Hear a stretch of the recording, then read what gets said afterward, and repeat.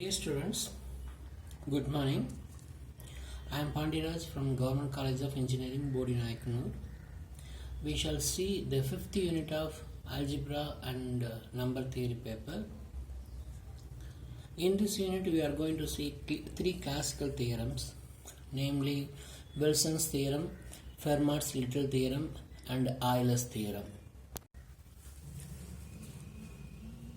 Whenever I say integer, I mean non-negative integers. In number theory, mostly we will deal with positive integers, sometimes 0. We won't deal much with negative integers.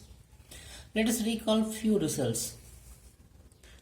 If AC is congruent to BC mod M, and if M and C are relatively prime, then you can remove this C, and then we get A is congruent to B mod M. This is one result. And if A is congruent to B mod M, then we may take square on both sides. We may take square on cube and any power on both sides. And we may add any number on both the sides.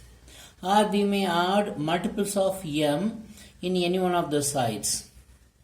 And the third result, recall, this is a linear concurrence equation. We know that this equation has solution if GCD of A and M divides this number. Here this is 1. So this has solution only if A and M are relatively prime. In that case, we will have one congruent solution. And this has unique solution modulo P. Unique solution modulo P if this is relatively prime. And this solution X is called A inverse. This solution X is called A inverse. And definition, self-invertible definition. Suppose this A inverse, this X is equal to A. If this X is equal to A, then we call, if A inverse is equal to A, if A inverse equal to A, it is if, then A is called self-invertible modulo M. That is, A square will be congruent to 1 mod M. Now let us see a lemma, and then let us see Wilson's theorem. Lemma. A positive integer A is self-invertible modulo M if and only if A will be congruent to plus or minus 1 modulo P. So now we shall assume that self-invertible, and we shall prove this one, and let us prove the converse. Suppose A is self-invertible modulo M.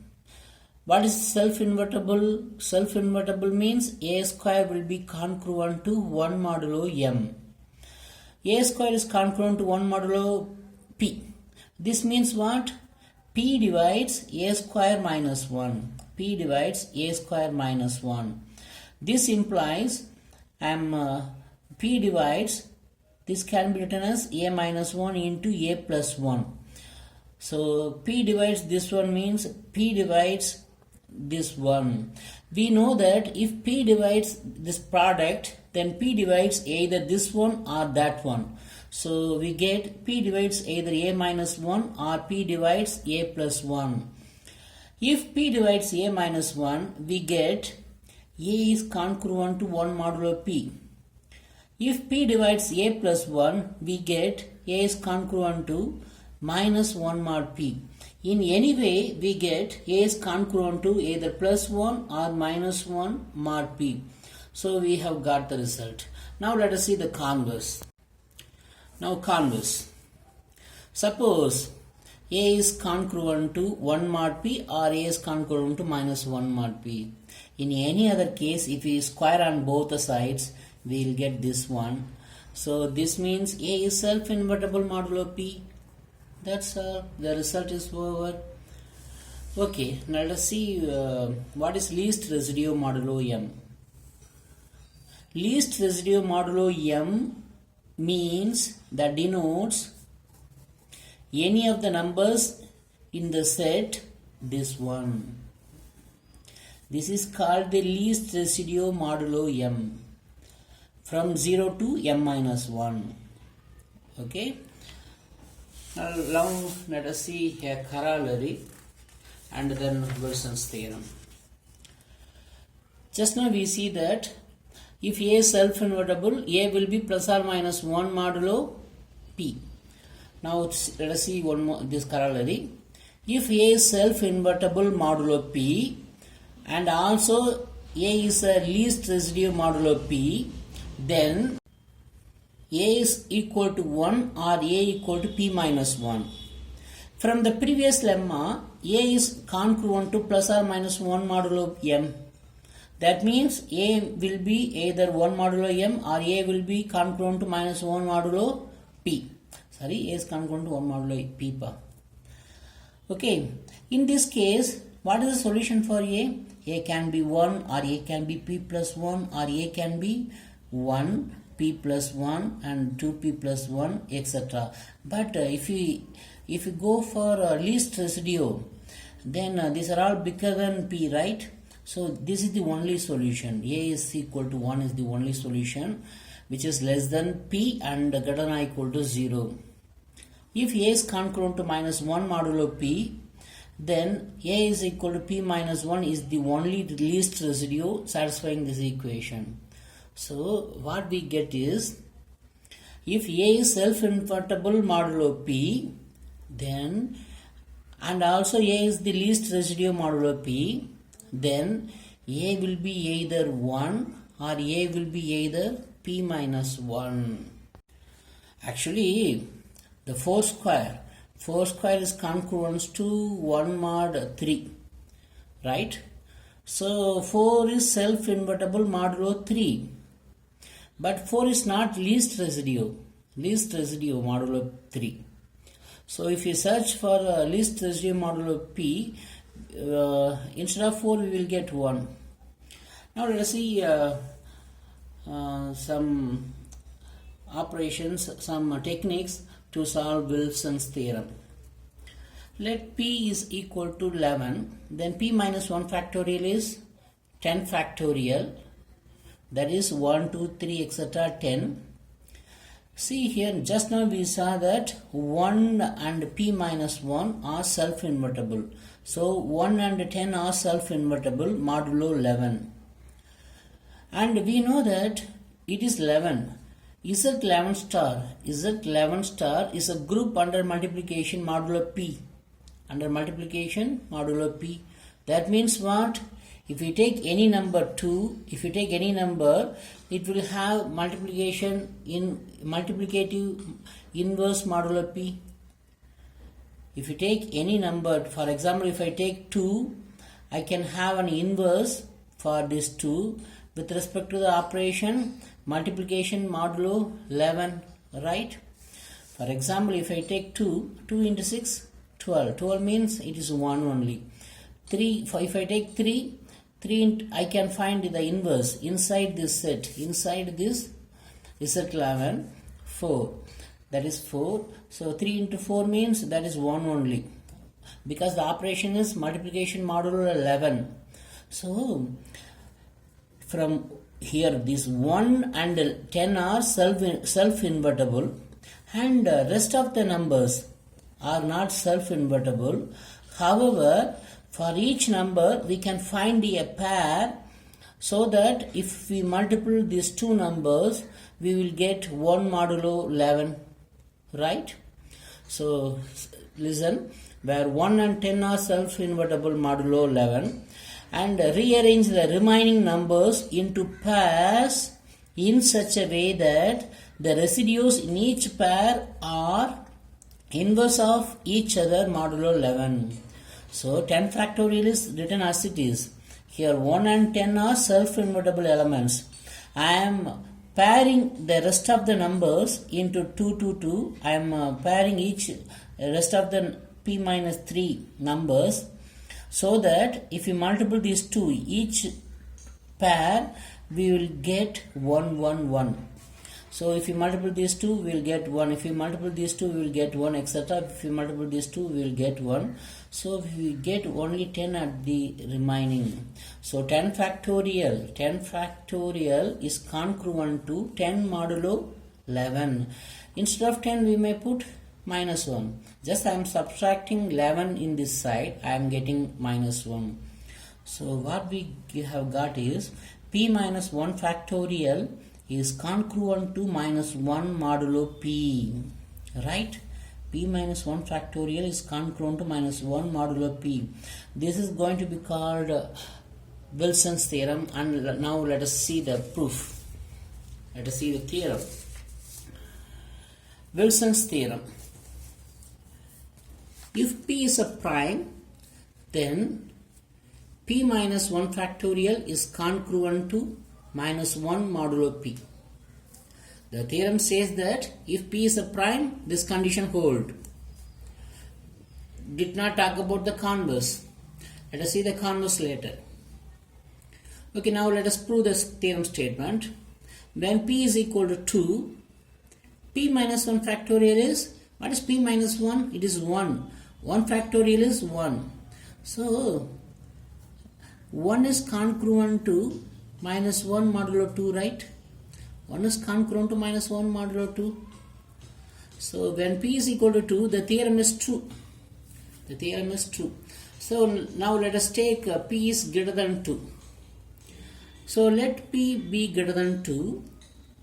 From the previous corollary, what we have seen, 1 and p minus 1 are the only self-invertible numbers less than or equal to p modulo p.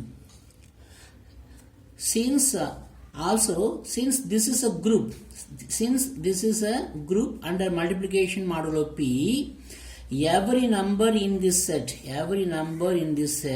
has an inverse in zp star modulo p. Right? See, this 1 and p minus 1 are the self-invertible elements. The rest of the numbers are not self-invertible. However, if I take one number here, I can find some inverse inside. So, I am writing these two numbers together as a pair. And if I take one more number here, I can find inverse inside. I am writing these two numbers together as a pair, so that if I multiply these two numbers, if we multiply these two numbers, we get 1 modulo p. So, from this set, excluding 1 and p minus 1, we can group the remaining, we can rearrange the remaining p minus 3 numbers into pairs, into how many pairs? P minus 3 by 2 pairs, in such a way that the residues in each pair are inverses of each other, modulo p. I am pairing the rest of the numbers, so that if we take this pair, this will be inverse of this number and this will be inverse of this number, so that the multiplication will be 1 only. So we get 2, 3, etc., etc., the product, etc., p minus 2 will be congruent to 1 modulo p. Because for this 2 there will be an inverse inside. For this 3 there will be inverse. For this number there will be inverse. So this multiplication is congruent to 1 modulo p. So p minus 1 factorial is congruent to 1 into this entire numbers into p minus 1 modulo p. But just now we have seen this is congruent to 1 modulo p. So the rest, this number comes. This is congruent to 1 modulo p. So we get this one is congruent to p minus 1 modulo p. So that's the result. So p minus 1 factorial is congruent to p minus 1 modulo p. That means it is minus 1 modulo p. That's all. So p minus 1, the factorial, p minus 1 factorial is congruent to minus 1 modulo p. That's all the theorem proof. And we did not see the converse. Now the converse comes as a theorem. If n is a positive integer such that this condition hold, then n is be a prime.